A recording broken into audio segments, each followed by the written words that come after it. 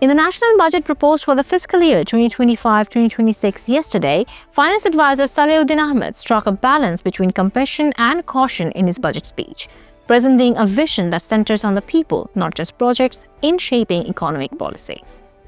It signals a shift away from excessive spending and lofty promises. The usual rhetoric about rapid growth was notably absent. Instead, the advisor focused on what he called holistic development. This marks the first budget from the interim government which may be smaller in size but highlights a bigger purpose. In a clear departure from past priorities, Salahuddin said the interim government chose to focus on people rather than just physical infrastructure. In his budget speech, he started off by paying tribute to the victims of the July uprising, remembering the martyrs, the injured, and those still grieving. He expressed empathy by painting a stark picture of today's struggles.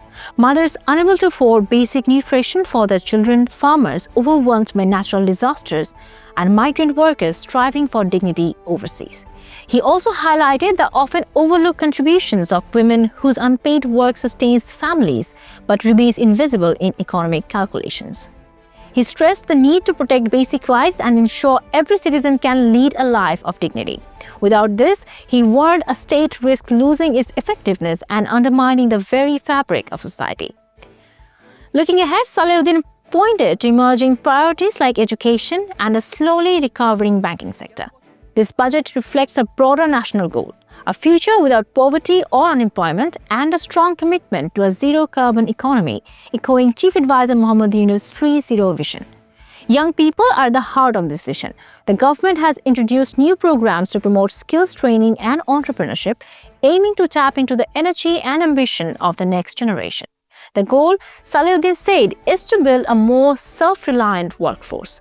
But experts caution that while the intent is clear, the funding may be not enough. Many say the budget falls short of addressing the full scale of youth unemployment. While the budget strikes an empathetic tone, it also reflects a tough economic reality.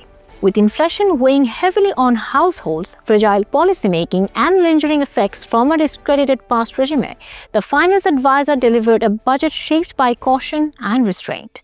Despite its people-first language, the budget is underpinned by serious financial pressures. This year's budget strikes a balance between increased social spending and ambitious tax reforms, but it's a risky bet. Its success hinges on revenue targets that many see as overly optimistic, especially in the face of global economic uncertainty. The core challenge is how to fund the government's spending plans. Salahuddin maintains that reforms are already underway, but some measures have sparked controversy. Alongside economic reforms, the budget also spotlighted another major priority: Bangladesh democratic transition. In one of the most politically charged moments of his speech, Finance Advisor Salahuddin reaffirmed the interim government's commitment to restoring electoral integrity. The timing was notable. The budget was unveiled the same day Chief Advisor Muhammad Yunus resumed talks with political parties. His speech reflected a delicate balancing act, stabilizing a fragile economy while also pushing for greater political accountability.